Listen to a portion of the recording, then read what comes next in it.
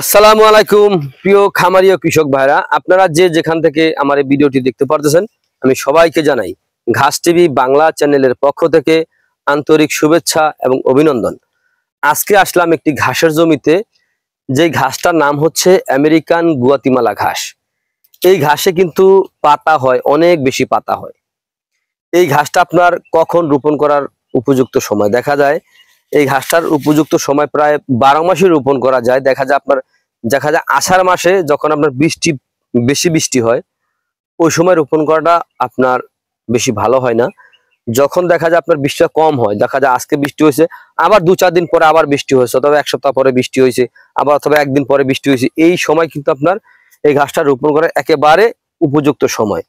আবার দেখা যায় যখন আপনার বৃষ্টি নাই কিন্তু খরা, অনেক রৌদ্র হয়, ওই ক্ষেত্রে দেখা যায় মাঝে মধ্যে একটু পানি দিতে হয়। আর এই ঘাসটা কিন্তু নিচু জমিতে রোপণ করা যায় না, এই ঘাসটা কিন্তু উঁচু জায়গায় রোপণ করতে হয়। দেখেন, এই যে আমেরিকান গুয়াতিমালা হাইব্রিড ঘাসে কিন্তু প্রচুর পরিমাণে পাতা আছে। এই ঘাসটা কিন্তু নরম, আর এই ঘাস খাওয়ালে আপনার গবাদি পশুকে কিন্তু আপনার ক্যালসিয়াম খাওয়াতে হয় না, কারণ এই ঘাসে কিন্তু প্রচুর পরিমাণে ক্যালসিয়াম রয়েছে। এই ঘাসের মাধ্যমে কিন্তু আপনার গরুর ক্যালসিয়াম পূরণ হয়ে যায়।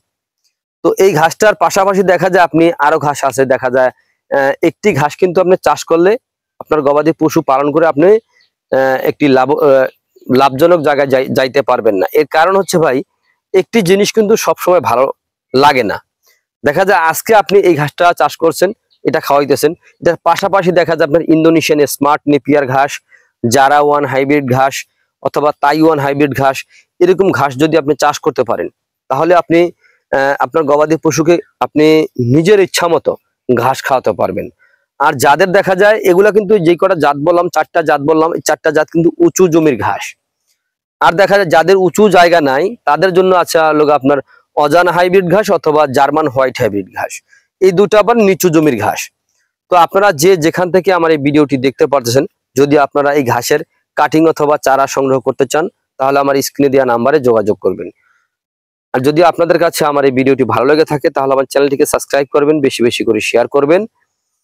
তো আমার এই ভিডিওটি শেষ পর্যন্ত দেখার জন্য আপনাদেরকে অসংখ্য অসংখ্য ধন্যবাদ। তো সকলে ভালো থাকবেন, সুস্থ থাকবেন। আল্লাহ হাফেজ।